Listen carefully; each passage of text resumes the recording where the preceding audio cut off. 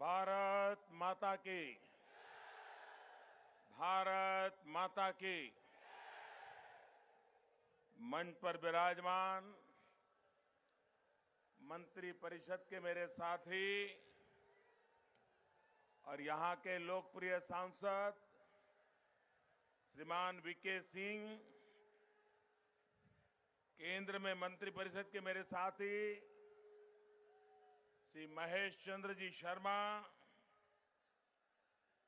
Bharatiya Janata party के महासचिव स्वतंत्र देव सिंह जी, श्रीमान भूपेंद्र सिंह, श्रीमान चंद्रशेखर जी, श्रीमान आशु वर्मा जी, श्री सत्येंद्र सिसोदिया जी, श्री देवेंद्र सिंह, अजय शर्मा जी, वसंत त्यागी जी, धौलाना से उम्मीदवार श्री रमेश चंद्र जी तोमर। रमेश जी यहीं आ जाइए। साहिबाबाद से श्रीमान सुनील शर्मा,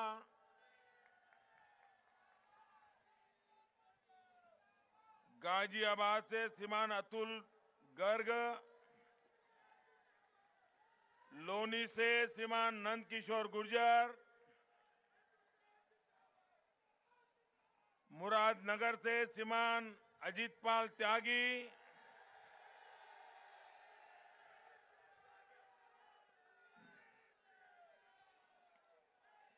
मंच पर विराजमान श्रीमान राजा वर्मा जी, श्री अनिल खेरा जी, अजीत पाल जी, बलदेवराज शर्मा जी, मनोज गुप्ता जी, मनोज धामा जी, दिनेश गोयल जी, संजय कश्यप जी, श्रीमान प्रसाद जी, श्रीमान के शुक्ला जी, श्री मयंक गोयल जी, श्रीमती आशा शर्मा जी और विशाल संख्या में पधारे हुए गाजियाबाद के मेरे प्यारे भाइयों और बहनों,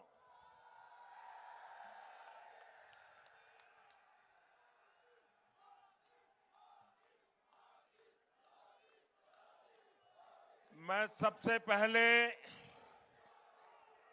भारतीय जनता पार्टी की तरफ से आप सबकी क्षमा मांगना चाहता हूं।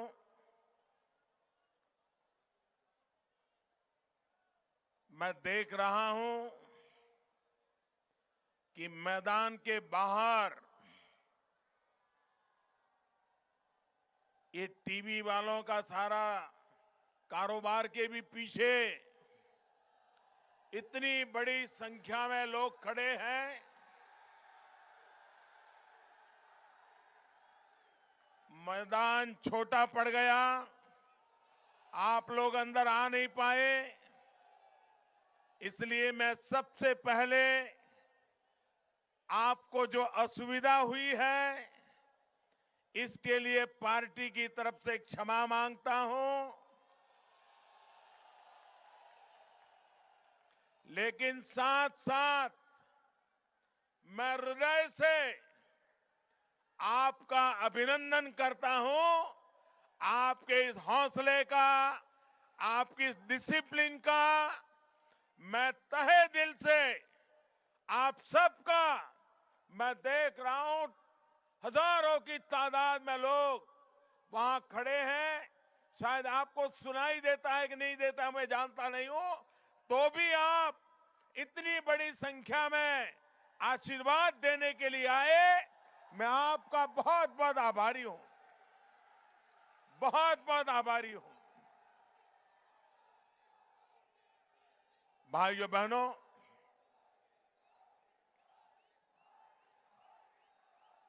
ये चुनाव कौन विधायक बने कौन न बने इसका निर्णय करने के लिए सिर्फ नहीं है।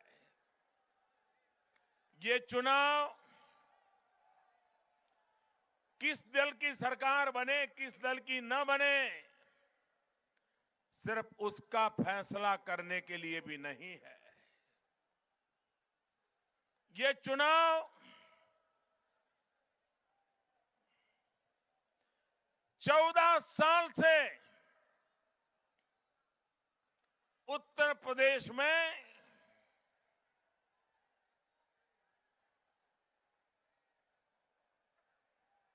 जो विकास का वनवास है, उस विकास के वनवास को समाप्त करके 14 साल के बाद फिर उत्तर प्रदेश में विकास की धारा बहाने का चुनाव है।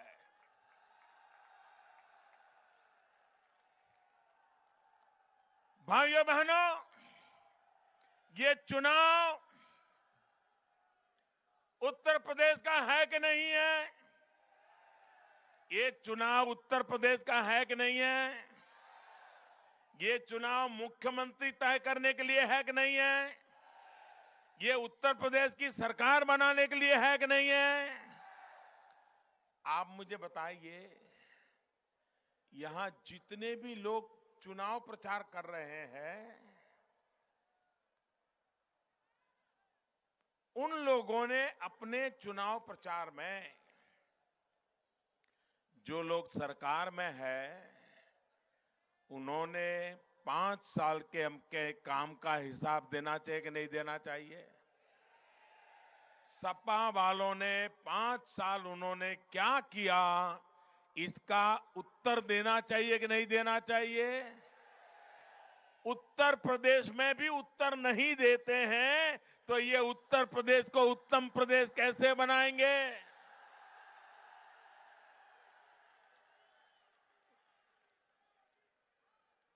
उनकी जिम्मेवारी है। श्रीमान अखिलेश जी, आपने पिताजी का क्या किया, चाचा जी का क्या किया, बहुओं का, भतीजों का, भाइयों का क्या क्या किया, वो तो उत्तर प्रदेश की जनता भली भांति जानती है। समय की मांग है कि आप पिछले 5 वर्ष में उत्तर प्रदेश की जनता ने जिस आशा अरमान के साथ आपको लखनऊ में गादी पर बिठाया था, आप लोगों के बीच जाकर के उसका हिसाब दीजिए। उत्तर प्रदेश की जनता को जरा उत्तर दीजिए। लेकिन ये नहीं कर रहे हैं।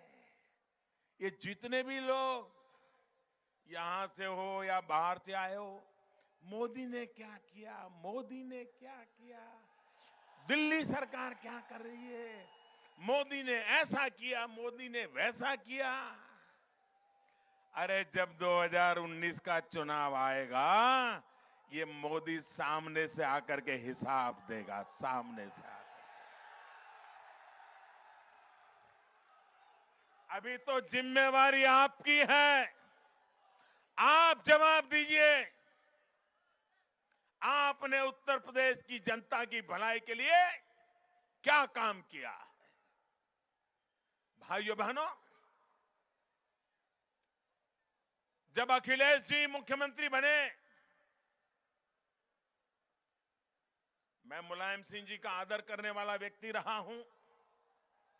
राम मनोहर लोहिया जी के विचारों को लिए हम जैसे गरीब लोगों के मन में एक प्रभाव रहा है।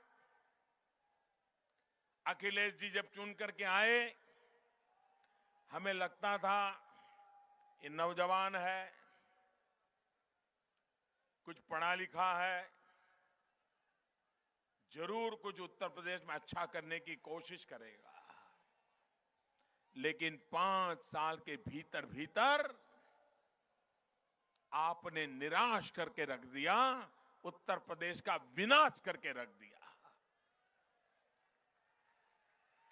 यहां के लोग मुझे बताइए, आज उत्तर प्रदेश में सूरज ढलने के बाद कोई बहन बेटी अकेली रास्ते पर निकल सकती है क्या? जरा खुल करके बताइए, निकल सकती है क्या? अगर कोई बहन बेटी शाम को घर आने में देर हो गई तो मां बाप परेशान हो जाते हैं कि नहीं हो जाते हैं? भाई को बाहर भेजते हैं कि नहीं भेजते? देखो बेटा बहन आनी बाकी है, चिंता करते हैं कि नहीं करते हैं? जिस राज्य में आपके रहते हुए आपके परिवार में इतनी महिलाओं को आपने नेता बनाया है, उसके बावजूद भी क्या कारण है कि उत्तर प्रदेश की मां बेटी सलामत नहीं है, शाम को अकेली घर के बाहर निकल नहीं पाती है? क्या कारण है? 8वीं 9वीं की बच्चियां इस बात के लिए परेशान है, स्कूल जाती हैं, सरफरे लड़के रास्ते में ऐसी भद्दी टोका टोकी करते हैं, बच्चियां स्कूल जाने से डरती हैं। ये हालत उत्तर प्रदेश के सामान्य जीवन में आपने पैदा की है और दुर्भाग्य यह है कि ये सामाजिक बुराई से ज्यादा इस बुराई को आपकी पार्टी के नेताओं ने आश्रय दे के रखा है, गुंडाओं को पाल करके रखा है और उसी का कारण है कि उत्तर प्रदेश का ये हाल करके रखा है। भाइयों बहनों, अगर हिम्मत हो, नेक इरादे हो तो आप उत्तर प्रदेश में अच्छी कानून व्यवस्था कर सकते हो। यही तो सरकार थी, यही तो मुलाजिम थे, यही तो दफ्तर थे, यही तो पुलिस वाले थे। लेकिन जब कल्याण सिंह को सेवा करने का मौका मिला, राजनाथ सिंह जी को सेवा करने का मौका मिला, भारतीय जनता पार्टी के मुख्यमंत्रियों को सेवा करने का अवसर मिला, ये सारे गुंडागर्दी करने वाले लोग या तो जेल में थे या सीधी लाइन पर चलने के लिए मजबूर हो गए थे। भाइयों बहनों, उत्तर प्रदेश में सिर्फ आर्म्स एक्ट, हथियारों के गुनाहगारी में 40,000 शिकायतें दर्ज हैं। 40,000। अगर आर्म्स एक्ट में 40,000 शिकायतें दर्ज हो, हर दिन बलात्कार, हत्या, बेहिसाब। मैंने अलीगढ़ की सभा में विस्तार से उसका ब्यौरा दिया था। लेकिन भाइयों बहनों, इनको कानून व्यवस्था में सुधार के लिए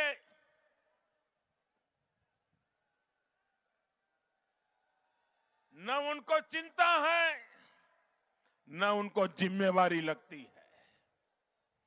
कारण इसलिए है कि ये सारी बदमाशी बेईमानी करने में उन्होंने अपने पार्टी के नेताओं को इलाके दे करके रखे हैं। उस इलाके का तुम राजा, जो करना है करते रहो, थाने वाला मैंने बोल दिया तुम्हें कुछ करेगा नहीं। इसी का ये नतीजा है। भाइयों बहनों, आप मुझे बताइए, उत्तर प्रदेश में कोई भी नौजवान कितना ही तेज पढ़ने लिखे में रहा हो, कितने ही अच्छे मार्क्स लाया हो, टॉप रहा हो, खेलकूद में भी अच्छा हो, लेकिन उसको नौकरी मिलेगी उसकी कोई गारंटी है क्या? नौकरी मिलेगी उसकी गारंटी है क्या? उसका कारण क्या? क्यों नौकरी नहीं दी जाती है? योग्यता होने के बाद भी क्यों नौकरी नहीं दी जाती है? उसका हक है तो भी क्यों नहीं दी जाती है? इसका कारण है कि उन्होंने राजनीति को, सरकार को, शासन को, गवर्नेंस को जातिवाद के जहर से भर दिया है।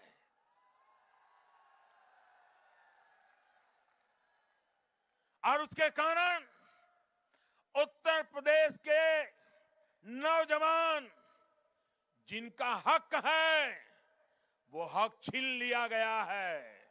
मैं आज यहां गाजियाबाद की धरती से पूरे उत्तर प्रदेश के नौजवानों को एक विश्वास देना चाहता हूं, आश्वासन देना चाहता हूं। उत्तर प्रदेश भारतीय जनता पार्टी ने अपने चुनाव घोषणा पत्र में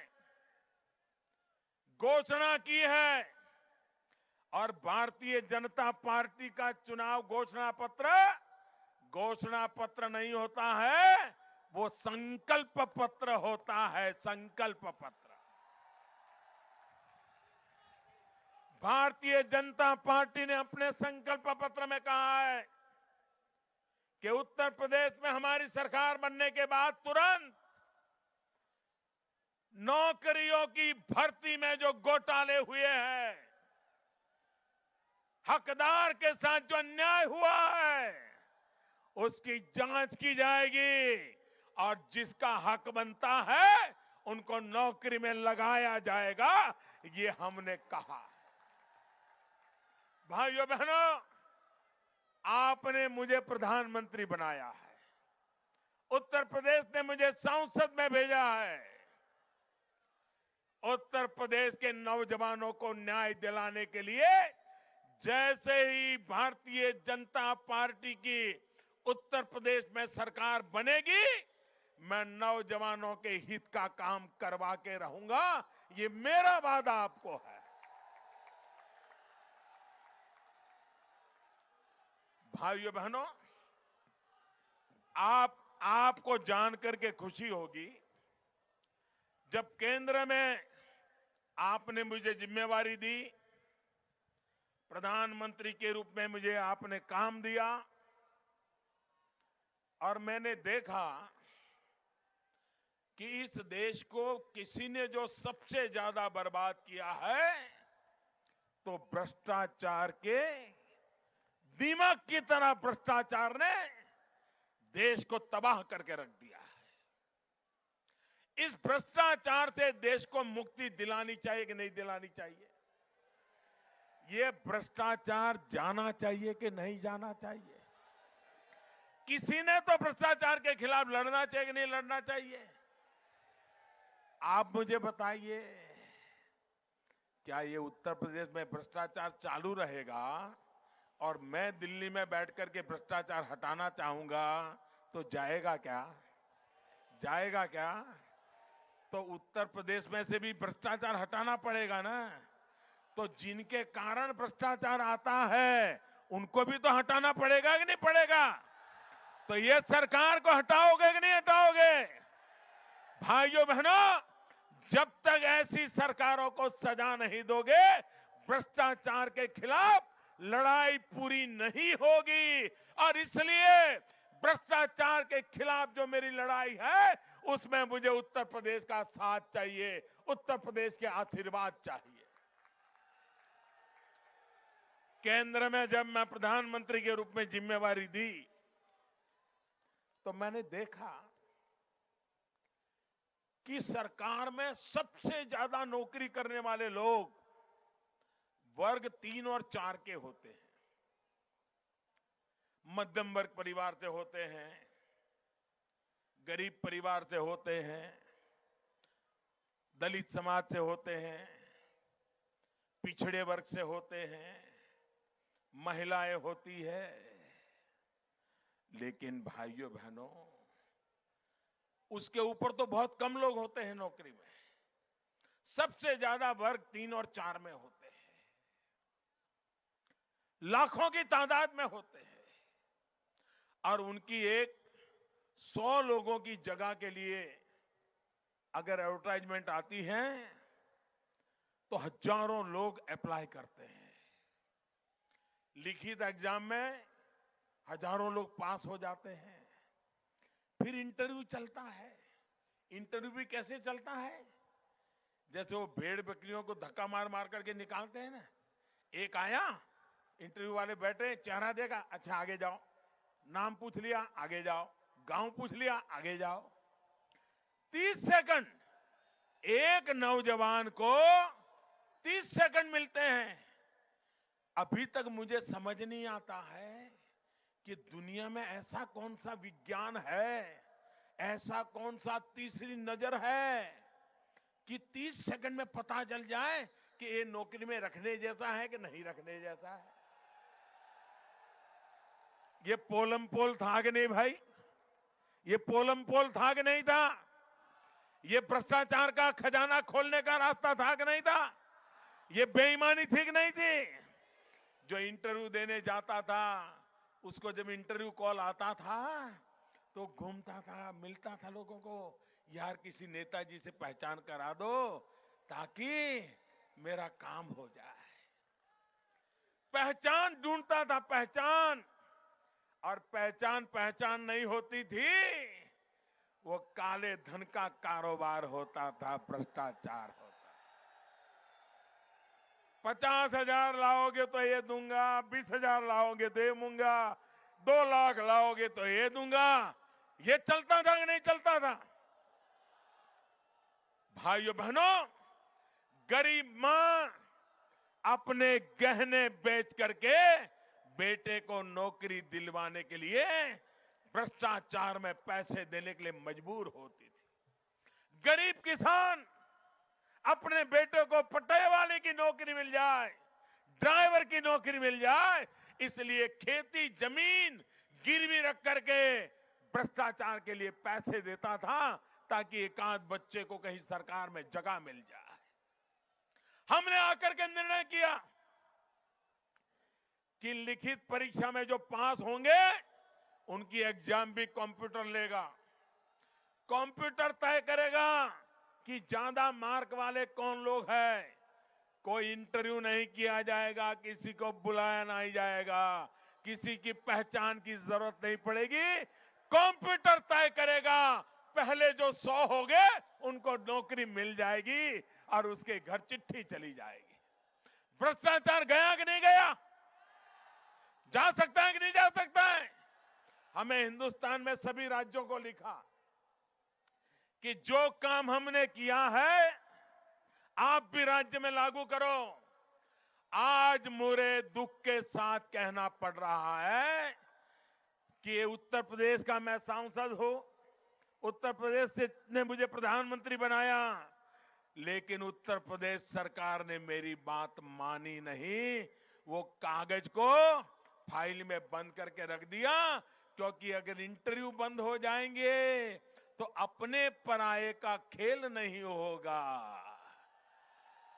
नोटों के थप्पे नहीं आएंगे, बेईमानों को संभालने की व्यवस्था नहीं होगी। और इसलिए भाइयों बहनों, उन्होंने इस काम को नहीं किया। आप मुझे बताइए, भ्रष्टाचार को रोकने के अनेक तरीके हैं, लेकिन आंख मूंद करके उत्तर प्रदेश की सरकार बैठी हुई है। और इसलिए मैं कहने आया हूं भाइयों बहनों, उत्तर प्रदेश हिंदुस्तान का उत्तम प्रदेश बन सकता है अगर सही सरकार चुनी जाए तो। इनसे उत्तर मांगा जाए। मैं लगातार उनके भाषण सुन रहा हूं। भाइयों बहनों, दिल्ली सरकार को गालियां देकर के मोदी पर जितनी गालियां देनी है देते रहो। अगर 10 मिनट मुझे गाली देते हो दे दो, लेकिन 5 मिनट तो अपने काम का हिसाब दे दो भाई, इतना तो कर दो। मैं आपको हिसाब देने के लिए तैयार हूं, हम कैसे काम कर रहे हैं भाई। हमने कहा था गरीब माताओं को मुफ्त में गैस के चूल्हा देंगे, कहा था कि नहीं कहा था? भाइयों बहनों, अभी तो मेरी सरकार को आधा टाइम अभी अभी हुआ है। अब तक 1,80,00,000 गरीब परिवारों में गैस का चूल्हा कनेक्शन पहुंच गया। कौन कहता है काम नहीं होता है? भाइयों बहनों, आप मुझे बताइए, ये पूरे उत्तर प्रदेश में छोटे छोटे जो व्यापारी है, उनको किसी न किसी केस में फंसाया जाता है कि नहीं फंसाया जाता है? उनको दबाने के लिए पुलिस का डंडा चलाया जाता है कि नहीं चलाया जाता है? इन छोटे व्यापारियों का क्या गुनाह है? मैं इन छोटे व्यापारियों को कहना चाहता हूं, ये आपकी सुरक्षा हमारी सरकार बनते ही सामान्य मानवी की सुरक्षा में आपको भी उतना ही हक मिलेगा जो हर उत्तर प्रदेशवासी को मिलेगा। ये मैं आपको वादा करने आया।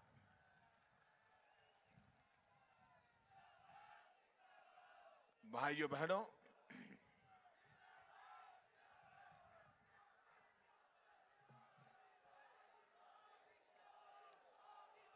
ये गाजियाबाद इस अथॉरिटी का ऑडिट होना चाहिए कि नहीं होना चाहिए? आप मुझे बताइए, क्या खर्चा हुआ, कहां हुआ, किसने किया, ये ऑडिट होना चाहिए कि नहीं होना चाहिए? ये उत्तर प्रदेश की सरकार है। राज्यपाल सिंह ने चिट्ठियां लिखी, भारत सरकार ने कहा, उसके बाद भी उत्तर प्रदेश की सरकार कहती है गाजियाबाद डेवलपमेंट अथॉरिटी का हम सीएजी से ऑडिट नहीं करवाएंगे।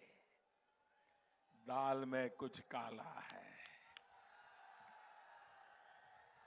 जमीनों का घोटाला है, गंदा कारोबार है, बेईमानी पूर्व बहार है। और इसीलिए सीएजी से ऑडिट कराना नहीं चाहते। गाजियाबाद के मेरे भाइयों बहनों, बताइए, आपका हक है कि नहीं है कि आपके पैसों का हिसाब हो? आपका हक है कि नहीं आपके पैसों का ऑडिट हो? आपको पता होना चाहिए कि नहीं होना चाहिए क्या हुआ क्या नहीं हुआ? उन्होंने सीएजी से ऑडिट करवाना मना कर दिया है। मैं आज आपको कहने आया हूं, उत्तर प्रदेश में हमारी सरकार बनने के तुरंत बाद उत्तर प्रदेश में जितनी डेवलपमेंट अथॉरिटीज है, गाजियाबाद समेत, उनका सीएजी का ऑडिट कराने का कानून पास करेंगे और उसको करवा के रहेंगे। आप मुझे बताइए, एक मायावती के बड़े प्रिय अफसर थे यहां, बड़े प्रिय अफसर थे। किस कारण प्रिय थे हमें मालूम नहीं। और मुलायम सिंह जी, अखिलेश जी चुनाव में उसके खिलाफ भाषण देते थे, लेकिन जैसे ही उनकी सरकार बनी तो उनको उनसे प्रेम हो गया और यहीं बिठा दिया। ये सीबीआई है, मोदी है, आज वो जेल में सड़ रहे हैं, आज वो जेल में सड़ रहे हैं। ऐसे जितने चोर लुटेरे हैं वो जेलों में जाने चाहिए कि नहीं जाने चाहिए? आप मुझे बताइए, जाने चाहिए कि नहीं जाने चाहिए? भाइयों बहनों, अगर ये करना है तो मुझे आपके आशीर्वाद चाहिए कि नहीं चाहिए? उत्तर प्रदेश में भाजपा की सरकार चाहिए कि नहीं चाहिए? और इसलिए सारे उत्तर प्रदेश को मैं कहता हूं, विकास के वनवास से मुक्ति पानी है और विकास की यात्रा पे आगे बढ़ना है। और इसलिए भारतीय जनता पार्टी को भारी बहुमत से विजयी बनाना है।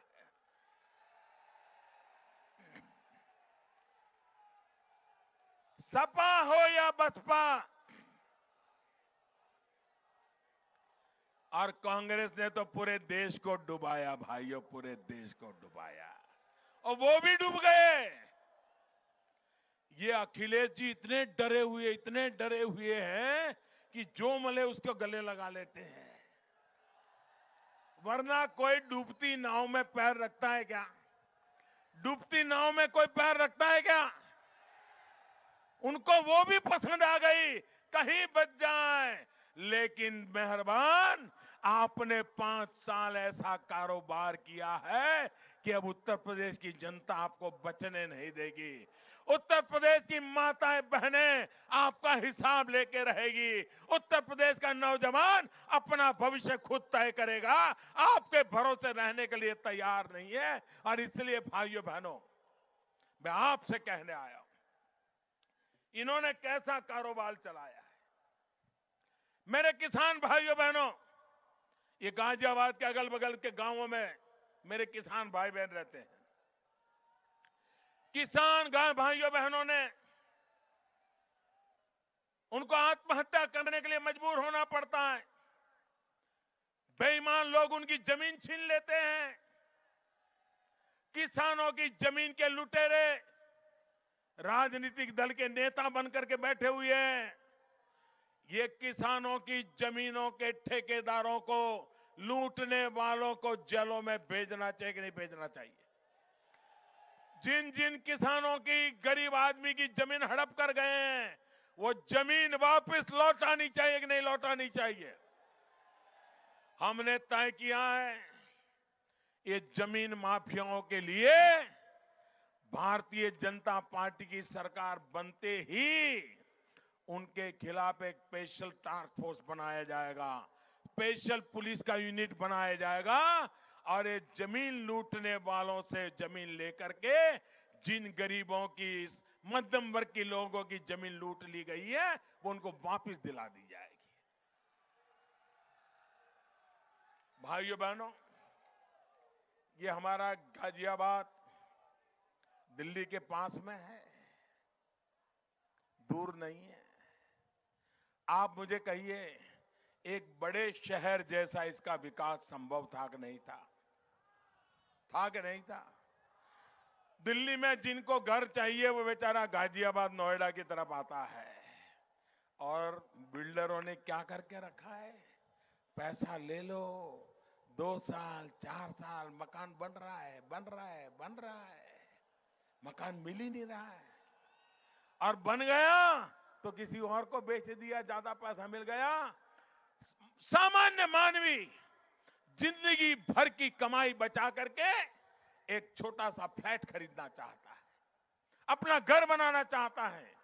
लेकिन ये लॉबी, जिनको राज्यों के ऐसे अठंग राजनेताओं की मदद मिलती है, तो ये बिल्डर, मध्यम वर्गीय लोग जो पेट काट करके मकान बनाना चाहते हैं, उनको लूट लेते हैं। उनके हक के पैसे नहीं देते हैं, मकान नहीं देते हैं। जिस प्रकार का नक्शे कागज पे दिखाया है वैसा मकान बनाते नहीं है, उससे भी छोटा बना करके दे देते हैं।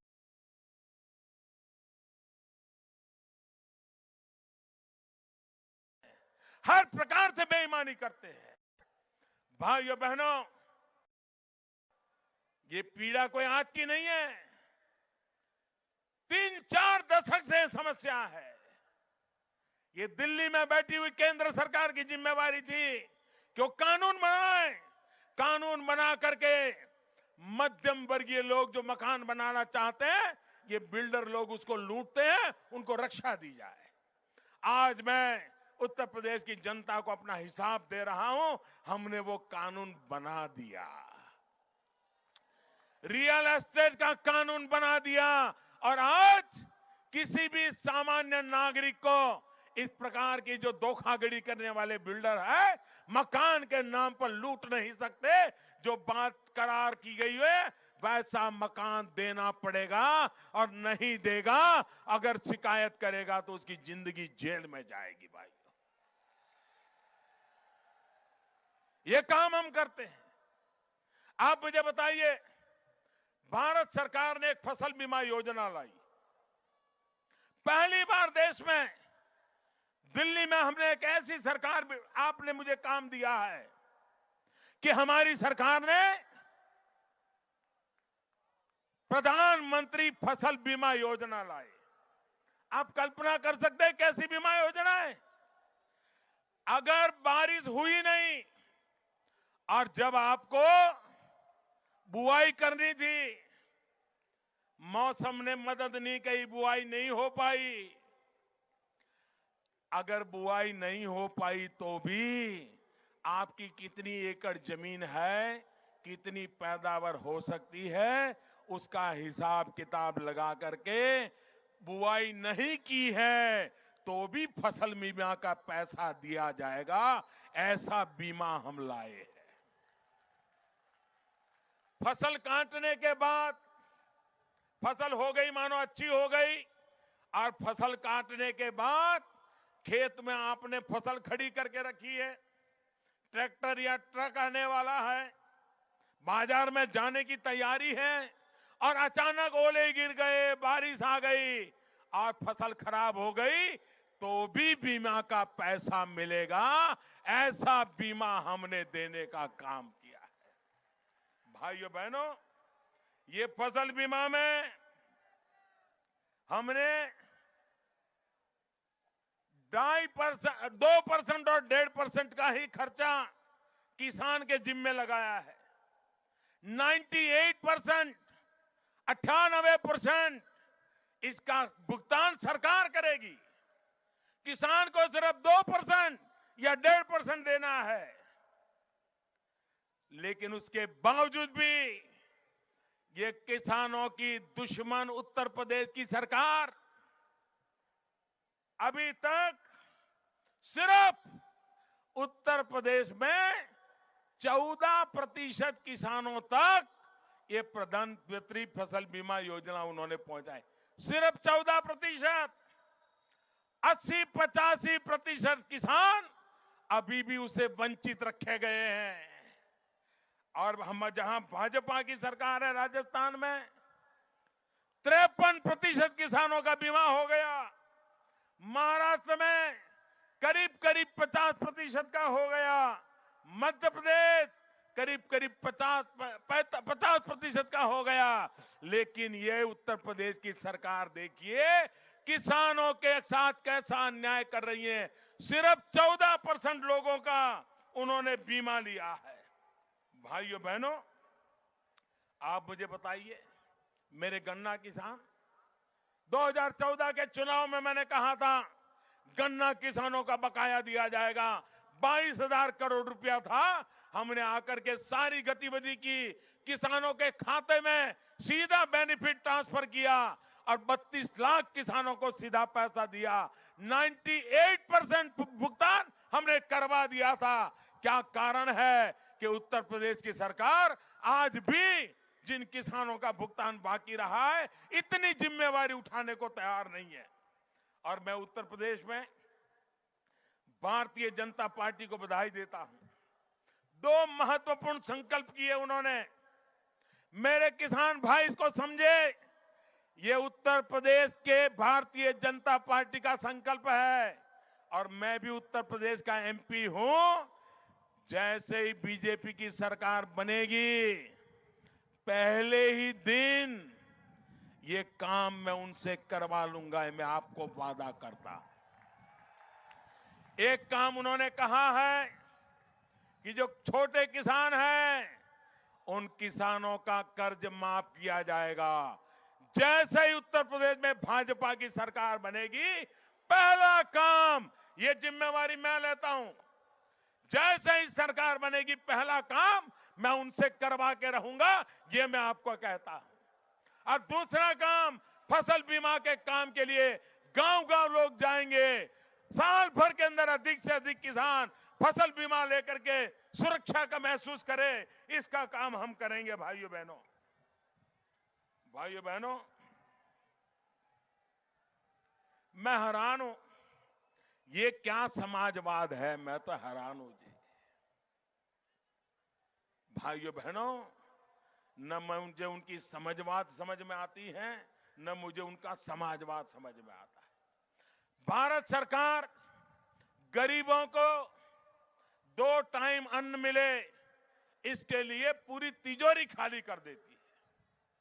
आपकी थाली में रुपये 2 रुपये में गेहूं चावल मिले, इसके लिए भारत सरकार एक एक समय खाने के लिए गरीबों के लिए 25-25, 30-30 रुपया एक एक व्यक्ति के पीछे भारत सरकार देती है, ताकि गरीब भूखा सो न जाए। भाइयों बहनों, उत्तर प्रदेश सरकार को गरीबों को अनाज के लिए हमने कहा सूची दो, हम आपको 750 करोड़ रुपया अतिरिक्त देना चाहते हैं। ये सूची दे नहीं पाए, सूची दे नहीं पाए, क्योंकि वो जरा बैठते हैं कि वोट दिया था कि नहीं दिया था। अगर वोट दिया है तो सूची में नाम देंगे, लेकिन वोट देने वाली जाति का नहीं है तो उसको भूखा मरे तो मरने देंगे। ये खेल खेला गया। भाइयों बहनों, ये पैसे पड़े हुए हैं, भारत सरकार पैसे देने को तैयार है, लेकिन स्वार्थी राजनीति के कारण गरीब को 2 टाइम खाना भी न मिले, उसके बावजूद भी उत्तर प्रदेश की सरकार को रत्ती भर तकलीफ नहीं हो रही है। भाइयों बहनों, व्यापारियों को मैं आज एक और विश्वास दिलाना चाहता हूं, इस पूरे हिंदुस्तान के व्यापारियों को विश्वास दिलाना चाहता हूं, उत्तर प्रदेश के व्यापारियों को विश्वास दिलाना चाहता हूं, इस गाजियाबाद के व्यापारियों को विश्वास दिलाना चाहता हूं। काले धन के खिलाफ मेरी लड़ाई है, लेकिन ये लड़ाई मेरी बड़े बड़े लोगों के खिलाफ है। ये बड़े बड़े बाबुओं ने जो जमा किया है ना, वो मुझे निकालना है।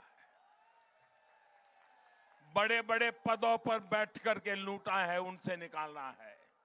एक गरीब व्यापारी, उसके खिलाफ मेरी सरकार का कोई एजेंडा नहीं है, निश्चिंत रहिए। इसलिए भाइयों बहनों, लेकिन जो बड़े बड़े लोग बैठे हैं खाक पी करके, उनको तो निकलवा के रहूंगा भाई।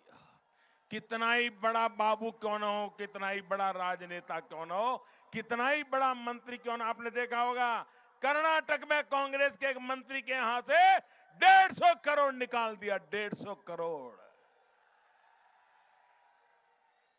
बारी बारी से। और इसलिए ये व्यापारियों को गुमराह करने के जो खेल चल रहे हैं, आप चिंता मुक्त हो जाइए। और हमें बताया इनकम टैक्स अफसरों को, कोई इनकम टैक्स अफसर जाएगा नहीं। अगर आपके मन में कोई शंका है, एसएमएस भेज दो, ईमेल भेज दो, वो रूबरू नहीं आएगा, वो ईमेल से जवाब देगा। और भी कुछ जानना है तो फिर से ईमेल लिखो, लेकिन किसी से बुलाओगे नहीं, सौदा नहीं करोगे, कारोबार नहीं करोगे। ये कागज ये काम किया है हमने जी। सामान्य मानवी को रक्षा देने के लिए मेरा काम हो रहा है। और इसलिए भाइयों बहनों, आप मुझे बताइए, हमारा उत्तर प्रदेश सबसे ज्यादा गेहूं पैदा करता है। उत्तर प्रदेश का किसान देश का पेट भरने का काम करता है। गंगा जमुना का ये धरती उपजाऊ धरती है, सबसे ज्यादा उपजाऊ धरती वाला प्रदेश है। लेकिन ये सरकार किसानों को न्याय देने के लिए तैयार नहीं है। सरकार को निर्धारित मूल्य पर अगर किसानों से गेहूं खरीदते हैं, भारत सरकार वो खरीदने के लिए तैयार होती है। राज्य सरकार को सिर्फ व्यवस्था करनी होती है, पैसे भारत सरकार लगाती है। आज मुझे दुख के साथ कहना पड़ता है, जो उत्तर प्रदेश का किसान हिंदुस्तान का सबसे ज्यादा गेहूं पैदा करता है, लेकिन यहां की सोई हुई राज्य सरकार, उत्तर प्रदेश का विनाश करने पर तुली हुई सरकार भाई भतीजेवाद में फंसी पड़ी सरकार, जातिवाद संप्रदायवाद के वोट बैंक की राजनीति करने वाली सरकार, उसको उत्तर प्रदेश के किसानों की परवाह नहीं है। गेहूं सरकार को खरीदना चाहिए, पैसा भारत सरकार लगाने को तैयार है। आपको जान करके हैरानी होगी, उत्तर प्रदेश सरकार उत्पादन का सिर्फ 3% खरीदती है, बाकी किसानों को उनके नसीब पर छोड़ दिया जाता है और किसानों को बाजार में सस्ते दाम से अपना मेहनत का गेहूं बेच करके घर लौटना पड़ता है। बगल में भाइयों बहनों हरियाणा 60% खरीदी करता है। मध्य प्रदेश आधा गेहूं जो पैदा होता है सरकार खरीद लेती है। भाइयों बहनों, भारतीय जनता पार्टी की सरकारें अगर खरीद सकती है तो आप सिर्फ 3% क्यों खरीदते हो? क्योंकि उनको किसानों का भाग्य की चिंता नहीं है। और इसलिए भाइयों बहनों, मैं आज ये भी वादा करने आया हूं कि सरकार किसानों को सस्ते में उसका माल बेचने के लिए मजबूर नहीं होने देगी।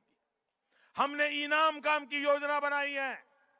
आज हिंदुस्तान का कोई भी किसान अपने मोबाइल फोन से, टेक्नोलॉजी से हिंदुस्तान के किसी भी बाजार में अपना गेहूं बेच सकता है, अपनी पैदावार बेच सकता है, जहां ज्यादा मिले वहां बेच सकता है। पूरे देश में 500 मंडियां टेक्नोलॉजी के द्वारा बनाने की दिशा में हम आगे बढ़ रहे हैं। आधे से अधिक बना चुके हैं, आधी बाकी है, थोड़े समय में बनने वाली है। मेरे किसान का भाग्य बदलना, मेरे किसान का लाभ देना, उस दिशा में हम करना चाहते हैं। भाइयों बहनों, उत्तर प्रदेश हिंदुस्तान का भाग्य बदलने की सबसे ताकत रखने वाला प्रदेश। उत्तर प्रदेश की सेवा करने का मुझे अवसर दीजिए। आप देखिए, काले धन के खिलाफ जो मैंने लड़ाई छेड़ी है, भ्रष्टाचार के खिलाफ लड़ाई छेड़ी है, कैसे कैसे लोग परेशान हैं। इतने दिन हो गए, अभी भी देखो जहां जाए वही बोलते रहते हैं। इनका कितना नुकसान हुआ होगा आप अंदाज कर सकते हैं। भाइयों बहनों, गरीबों से जो लूटा हुआ है वो गरीबों को लौटाने का मैं संकल्प करके बैठा हूं और मैं किसी को छोड़ने वाला नहीं। ये पैसा गरीबों का है, ये देश के सामान्य मानवी का है, ये पैसा देश के ईमानदार नागरिक का है, मध्यम वर्गीय नागरिक का है, इस देश के भविष्य का है। ये रुपये मैं निकाल कर रहूंगा और गरीबों के काम आए, मध्यम वर्ग के काम आए, ईमानदार नागरिकों के काम आए, इसके लिए मैं करने वाला हूं और इसके लिए मुझे आपके आशीर्वाद चाहिए। भाइयों बहनों, ये लड़ाई विकास और विनाश के बीच की लड़ाई है। उनका रास्ता आपने 5 साल देख लिए, विनाश का रास्ता है। हमारी सरकारें हिंदुस्तान भर में देख लीजिए, हमारा विकास का रास्ता है। उत्तर प्रदेश के नौजवान चुने, उत्तर प्रदेश की माताएं बहनें चुने, उत्तर प्रदेश का किसान चुने, उत्तर प्रदेश का भाग्य बदलने के लिए चुनिए। और हमारा संकल्प है, किसान को सिंचाई की व्यवस्था मिले, बच्चों को पढ़ाई की व्यवस्था मिले, बुजुर्गों को दवाई की व्यवस्था मिले, नौजवानों को कमाई की व्यवस्था मिले। किसान को सिंचाई, युवा को कमाई, बच्चों को पढ़ाई, बुजुर्गों को दवाई, ये पूरा करने के लिए भारतीय जनता पार्टी को आप साथ दीजिए, सहयोग दीजिए। भारतीय जनता पार्टी को विजयी बनाइए। और भाइयों बहनों, शहरी इलाका है, वर्किंग डे है, और ये जो मैं हुजूम देख रहा हूं, ये बाहर वे अभी हिलने का नाम नहीं ले रहे। एक बार जो बाहर खड़े हैं वो जरा जोर से भारत माता की जय बुलाइए। भारत माता की, भारत माता की। भाइयों बहनों, मैं आपका बहुत बहुत आभारी हूं। भारी मतदान कीजिए, भारतीय जनता पार्टी को विजयी बनाइए। बहुत बहुत धन्यवाद। एक ऐसी शख्सियत जिसका पूरा जीवन राष्ट्र के लिए समर्पित है, जिन्होंने देश के लिए अपना परिवार तक छोड़ दिया, जो 24 घंटे में से 18 घंटे देश के लिए काम करते हैं और जिनके नेतृत्व में विदेशों में रह रहे भारतीयों को भी ये कहने में गर्व होता है कि हम भारतीय हैं। मुझे लगता है माननीय मोदी जी के नेतृत्व में भारत निश्चित रूप से विश्व गुरु बनेगा, ऐसा मुझे विश्वास है। दिव्य ध्येय की ओर तपस्वी जीवन भर अविरल चलता है, जीवन भर अविरल चलता है। ऐसे जननायक